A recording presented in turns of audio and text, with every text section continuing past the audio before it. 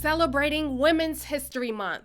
Thank you so much for coming out to Black Rock. A special event was recently hosted by Montgomery County Council member at large Laurie-Anne Sales and the Female Majority Council at the Black Rock Center for the Arts in Germantown.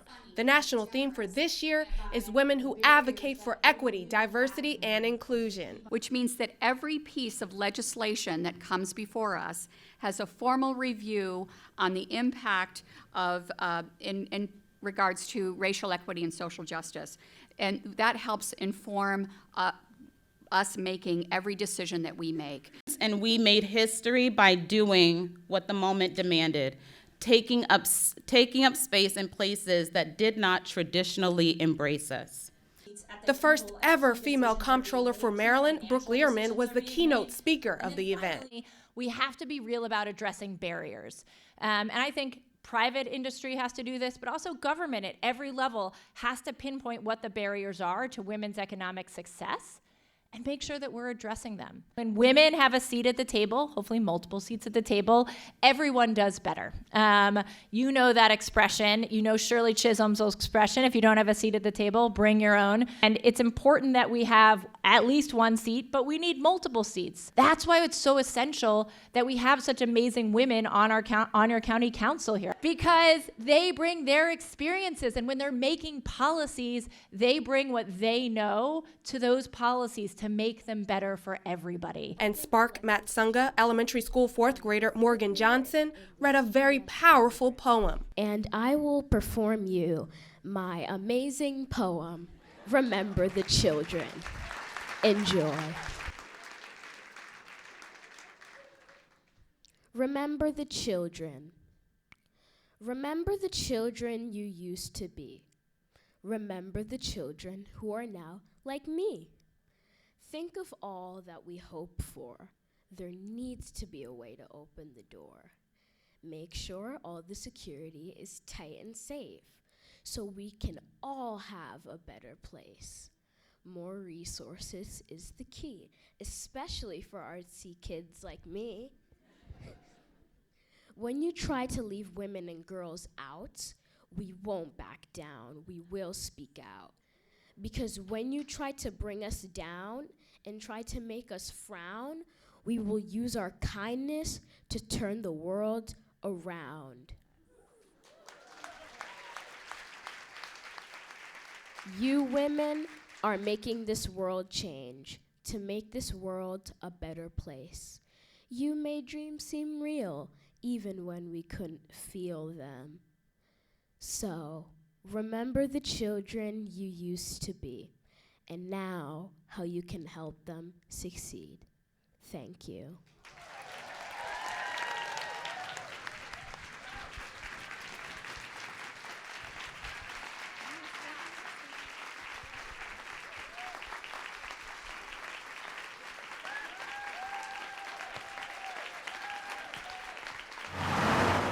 Every morning, a familiar voice calms the rattled nerves of Washington, D.C. rush hour drivers. All right, we will spend some more time in the next hour about the Dan Quinn hiring, and maybe you're kind of blasé about it, ungeblasen, as we sometimes say. But you know what? You got to see. And Andy Pollin has been doing sports talk radio for over 40 years. Quinn called him. I mean, when I started, there wasn't even ESPN. What makes a good sports show? Strong opinions that you can articulate well. I'm not real keen on Chip Kelly. You have a decrepit facility in Ashburn, and you have the worst stadium in the league. Jason Garrett, who's an analyst for NBC, he was a terrible game analyst, by the way. You can hear Pollin Monday through Friday on WMAL radio, and each day he gives his audience a little history lesson. Well, 70 years ago today, this college basketball player named Bevo Francis, and this is the night that Bevo Francis goes for 113 points. Pollin grew up in Montgomery County, and his radio career may have started in the cafeteria at his high school, BCC. I was the guy who was arguing for Sonny against Billy at the lunch table at BCC in the 70s. So maybe I was born to do this, I don't know. He also caught the acting bug in high school. I did the plays in high school. We had a great drama teacher in P.J. D'Alessanta. I thought, you know, pie in the sky, maybe I can become an actor. Instead, Pollin went to American University and found his true love, radio. And before I knew it, that's where I was spending all my time. But in his sophomore year, he left AU and got a job in Port Arthur, Texas. And I told my parents I wanted to take this job for $160 a week and quit school. And they said, well, you have to promise to finish school. And I went there, worked there for a year. Then I went to San Antonio, where they had a bigger station there, and I worked there, and I finished school at Trinity University, and then I went to Dallas. Andy Pollin came back to Washington, D.C. to work for UPI. Then one day he spotted an ad in a newspaper. That there was a radio station in New York called WHN that was going to convert to all sports. The station became the first all-sports station in the country, WFAN. And I sent a tape and a resume, and one thing led to another, and I got my start there. In 1992, sports radio was expanding, and it came to Washington. You're on the team, sports radio. Charlie, hello. Mitch Rales, now part owner of the Washington Commanders, and his brother Steve started WTEM Sports Radio. We started, he and his brother were late 30s, early 40s, and they were, this was like a cool play toy for them. And they would hang out sometimes in the newsroom and just, you know, say, this is great, sitting around talking sports all day. This is like a great job. Montgomery County Council President Andrew Friedson grew up listening to Andy Pollin and stopped by the studio. Talk a little bit about, you know, what it's been like being a lifelong Washington area sports fan and to do this for a living. It's more fun talking about teams that you're passionate about, that I grew up rooting for. Joe Gibbs, oh, there he goes again, talking about Joe Gibbs. Yes, when Joe Gibbs came here in 1981, you know, my father took me to my first game, I think it was 1968. So, you know, almost, you know, 60 years of passion for this team. That I'm able to use my historical knowledge. They went into that year, and Riggins held out, didn't play that year, and the bottom fell out. And that's what I generally work into my conversations about the teams. I can do that, whereas if I was in another place, you know, I'd be relying on other people to ask about those sort of things. You've worked with and around some luminary figure that you've had. I mean, you know, in some ways it's like being Forrest Gump. You know, some of the people that I've been in a studio with. I'm back to WFAN when I was one of the early fill-ins doing sports on the Imus show. Really, what was a big boost to my career when we started WTEM in 1992. Tony Kornheiser was one of the original hires. I became his sidekick for 14 years locally, and then when he went to ESPN Radio, I went with him. I had a great run with Steve Zabin. Well, Andy, that's if he doesn't finally demand a trade. He's got to have takers for a trade. One of the great thrills for me, Warner Wolf came back to town. I got to work with him. Andy Pollin, the local boy who made good. I've been in my career, had a board op and a producer and a co-host. In a town he loves, talking about sports. Is he a better athlete? Absolutely. How can anything be better than that? Doing something that I'm passionate about and is fun, I mean, it's been great. It's been great for me. It's a lot of fun. It's really good. Andy Pollin, ESPN 630. In Northwest Washington, I'm Mike Springerth reporting. We're a 24/7 operation, and so when the rest of the world may be doing other things, we are still up ensuring that we're following best practices in corrections. The Montgomery County Department of Correction and Rehabilitation recently received the highest level of reaccreditation from the American Correctional Association. DOCR scored a perfect 100% in all 60 of the ACA's mandatory standards for adult local detention facilities. Of ACA's 309 non-mandatory standards, DOCR received a stellar 98.4% rating.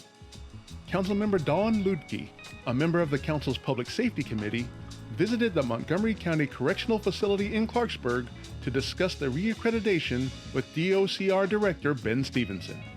Talk to me a little bit about how this process helps you in terms of self-reflection too, and adapting to any new best practices that might be on the horizon.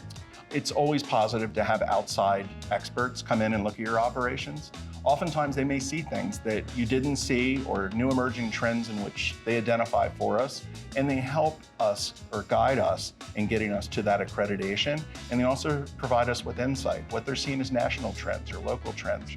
So you've had your accreditation with that national gold standard, if you will, for over 40 years now. Absolutely. Working for Montgomery County Department of Corrections, we have a long history of compliance with the top standards and best practices. And this tells the world, it tells us, it tells our employees that what we do is the best of what we do. We're here in the area of where most of our reentry services take place. We have a computer learning lab, we have classrooms, and we also have our library. And noted through our audit is how many jails have 2 master level librarians within a facility, where there's some states that may have only 1 in the entire state. What goes on here at the library? We provide incarcerated individuals with opportunities for recreational reading. Also, very important, points of law library service. The population here will have an opportunity to do their own research from a librarian standpoint, teachable moments, challenges with computer literacy and literacy in general. Our bakery program went into effect this past summer, and we are teaching not only bakery skills, but restaurant skills and other culinary art skills to prepare them better prior to release. We're going to use this space to teach and train, and we have our chef with the bakery program. She will oversee all these operations in this space. I love the signs. Yeah. County, we bake just a brownie. put these in here. Those are fun. Some of our inmates have volunteered to do a mural, and it's to celebrate learning new skills, celebrate success. These are our preparation areas here for the bakery program. That's a lot of muffin tins. We have kitchen workers, anywhere from 14 to 20 on a shift to prepare meals for the whole staff. We have a kitchen manager that has to be a dietitian to make sure that we are following a prescribed menu that meets standards as well. And that kind of goes to our accreditation. And do you find that some of them start to develop an affinity for a particular aspect of food prep? Definitely baking and cooking. A lot of them like the customer service part and ODR, because it gives them that interaction as a restaurant. Sure. And a lot of times when they come in, we tell them they treat this job just like a restaurant or job on the street. Right. But they can get used to, because unfortunately, food service, construction jobs, things like that is the most lenient towards offenders. So a lot of them do take pride when I learn something, because they will help to have it trained to stay up out of here. We have a very healthy proportion of case managers that work intensely and work release coordinators that help identify and help coach people into jobs in which they could transition into the community for. Warehouse workers, there will be personal trainers, construction, hospitality, food service. So we're kind of dealing with a lot of different industries. So we're kind of trying to cater to those individual needs while also keeping it in a group basis, because we do have limited time here with them. Talk to me about how the group setting plays out when you're working with a group together. We kind of just do things that deal with the skills that they need to make sure that when they go out there, when they go into their fields, wherever they go, they are effective as can be. You noted the good work of the security staff, because you can't do a lot of these programs without having good security and good public safety within your institution. Right now, we're engaging from low-level officers all the way up through administration in that process to be able to participate in that, so it's not housed with just my position alone. And so we want everybody to understand the why to about what they do every single day and how that affects accreditation and standards and the professionalism and the best correctional practices that we do every day. We want to continue to be a national model and represent Montgomery County. So we feel great about where we are with reaccreditation, and we'll continue that process throughout the future. This is a community approach, and it's very important for those that are interested. Our website is comprehensive. It has information to contact us if anyone's ever interested in being part of helping those within our walls. Excellent, thank you.